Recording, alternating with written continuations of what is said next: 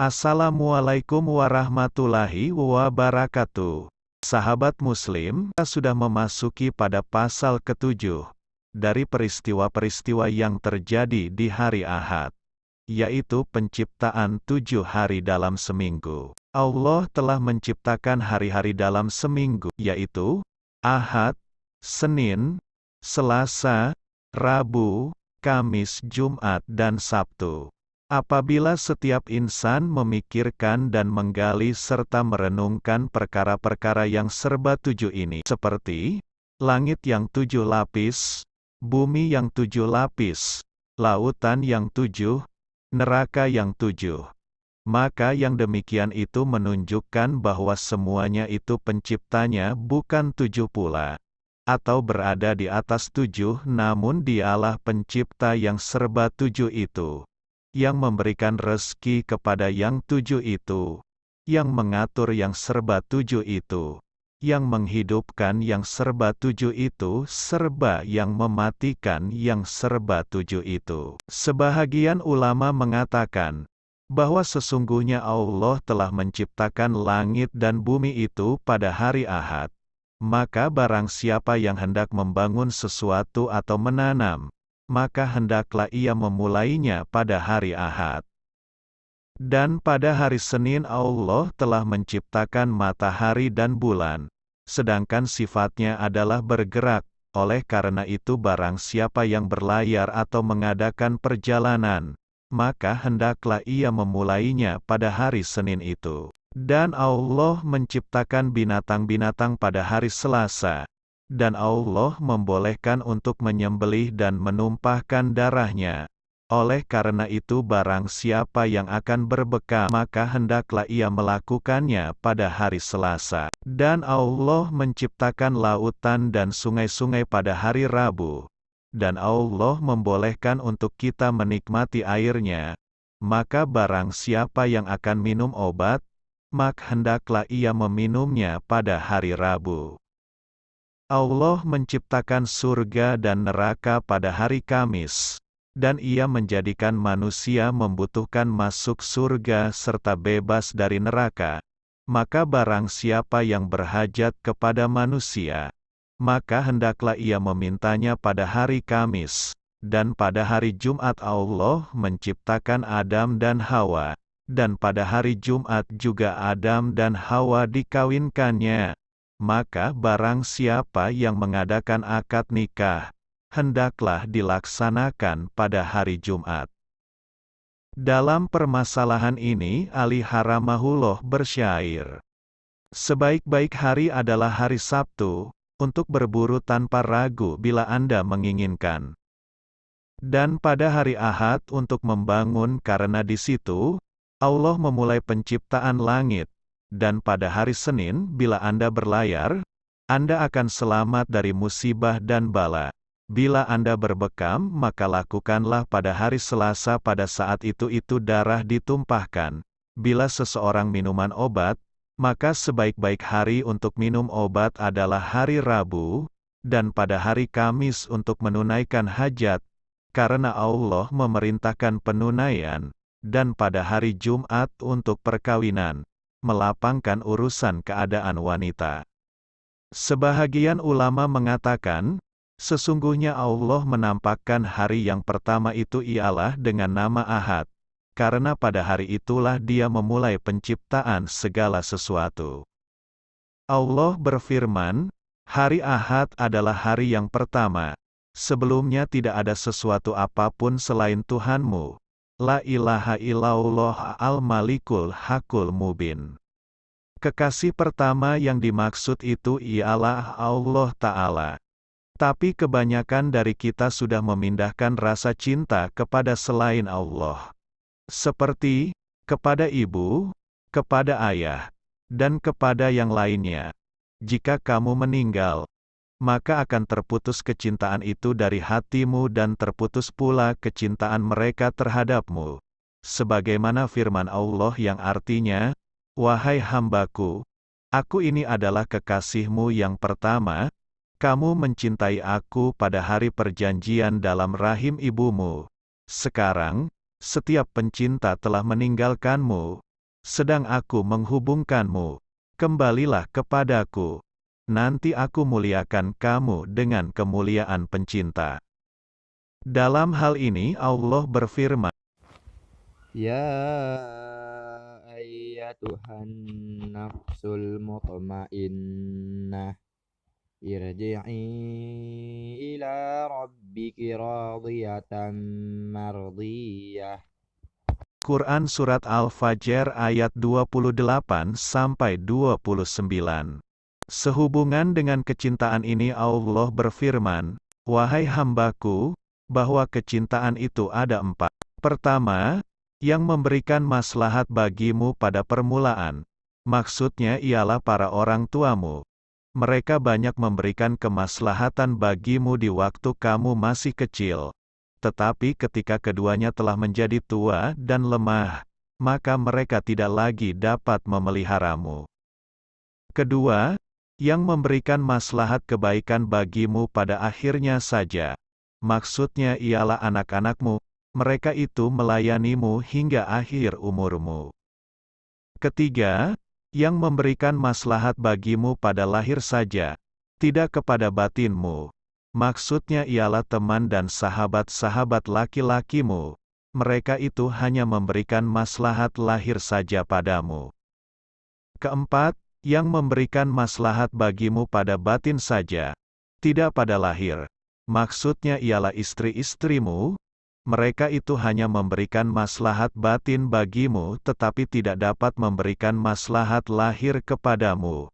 Allah Azza wa Jalla berfirman, "Wahai hambaku, apabila hendak mencintai seseorang, maka cintailah aku, karena aku adalah yang dapat memberikan maslahat bagimu pada permulaan dan akhir, lahir maupun batin." Dinamakan hari Ahad, karena ia termasuk salah satu dari nama Allah. Sebagaimana firman-Nya dalam Al-Quran Surat Al-Ikhlas. Qul huwallahu ahad. Dan perlu diketahui bahwa Ahad itu sendiri dalam Al-Quran mempunyai 7 makna atau ungkapan, yaitu: pertama, Al-Ahad maksudnya Allah, sebagaimana firman Allah dalam Al-Quran Surat Al-Ikhlas Qul huwallahu ahad. dan Surat Al-Balad. Ayahsabu an la yaqdira alaihi ahad. Ayahsabu an lam yarahu ahad. Kedua, Al-Ahad maksudnya Nabi Muhammad Shallallahu Alaihi Wasallam.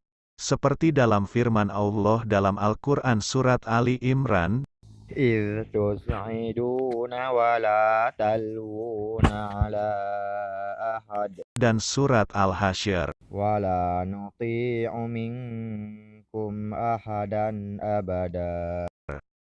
Ketiga, maksudnya Bilal, seperti dalam firman Allah dalam Al-Quran Surat Al-Lail. Wama li ahadin indahu min ni'matin tujza. Keempat, Al-Ahad maksudnya Imliha, nama salah seorang penghuni gua atau Ashabul Kahfi. Seperti firman Allah dalam Al-Quran Surat Al-Kahfi. Fab'athu ahadakum biwarihikum hadhihi ilal madinah.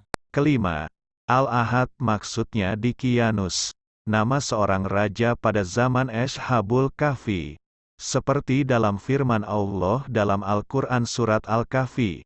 Wala yush'iranna bikum ahada. Keenam, Al-Ahad maksudnya Haris Al-Haritsah, sebagaimana firman Allah dalam Al-Quran Surat Al-Ahzab.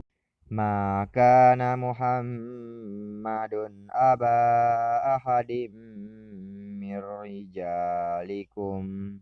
Ketujuh, Al-Ahad maksudnya salah seorang dari makhluk, seperti firman Allah dalam Al-Quran Surat Al-Kahfi. Wala yusyrik bi'ibadati rabbihi ahada. Dan dinamakan hari Ahad karena orang-orang Nasrani berkata, "Ini hari kita." Lalu Allah menghapuskan anggapan mereka itu dengan firman-Nya, hari Ahad. Setelah Nabi Isa wafat, Umatnya itu terbagi atas 4 golongan, yaitu, Anasturiyah, Al-Yakubiyah, Al-Malakaniyah, dan akhir hak atau kebenaran.